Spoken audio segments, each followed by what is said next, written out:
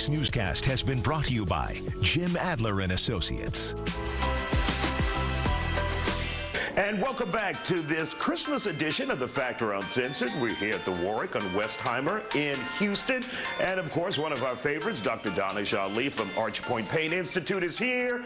Merry Christmas, sir. And every year, just before Christmas, you leave the country and you go and give back like no other person that I know. Tell us about this trip that you make every year. Yeah, Isaiah, Merry Christmas. Yeah, I've been doing this for the past 4 years, Isaiah. Every year around this time, around Christmas time, we go back to Pakistan, where we offer our medical services. I'm obviously a pain management doctor, and so I do a lot of injections to help folks. These are people who are 80, 90, 100 years old that are taking water from, on top of their head to miles down to their house from the wells. And so these are people who have been struggling for pain and with pain for a long period of time. And so what we do is we'll go in and offer injections, offer medications, all of these different services to folks in rural parts of the country where they don't even have primary care doctors, let alone pain management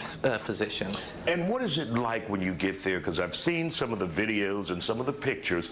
There are long lines of people all waiting to see you.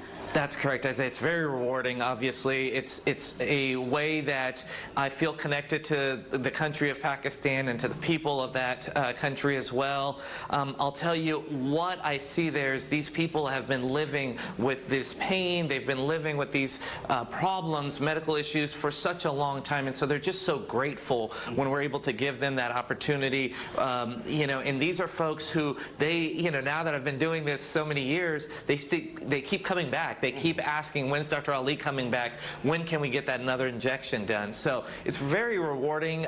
It's the best way I can put it, Isaiah. Is it also heartbreaking that you are, for many of them, the only source of medical treatment and health care once a year? Obviously, you're doing what you can, but they can't afford it.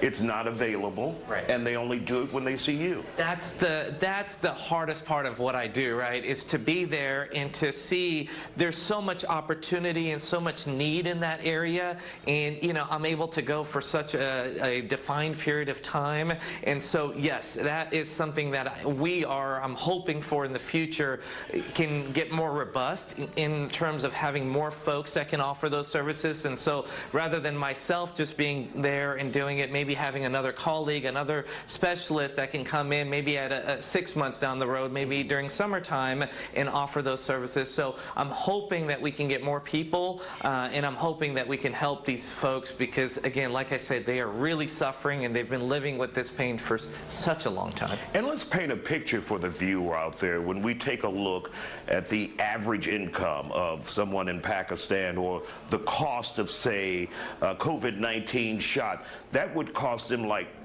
a week or a month's worth of wages. Right, Isaiah. So, we talked about this initially during the pandemic. I mean, the vaccinations were so much that somebody would have to spend almost 2 to 3 weeks worth of their income for one person to get that vaccine. Now you multiply that by, 4 or 5 people in the household, and you've got, half a year of work or income that they've had to put for these vaccines. And so now it's gone a little bit better. The vaccine, some places are now being offered for free. However, it is still difficult in these rural parts of the country for these folks to get these vaccines. And so my hope is that once I land, I can also talk to some of the health officials there, and we can try to distribute some of the vaccines in that area as well, because again, nobody goes there. Nobody talks about these rural areas in Pakistan, and they look at the bigger cities, they offer services there, but we miss this very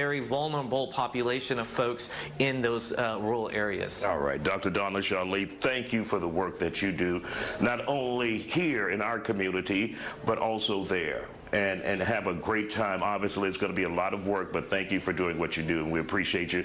And Merry Christmas, for staying here with us on the Factor Uncensored. And we'll be back with more Factor Uncensored. We'll find a way for you to give back to the community. Stay with us.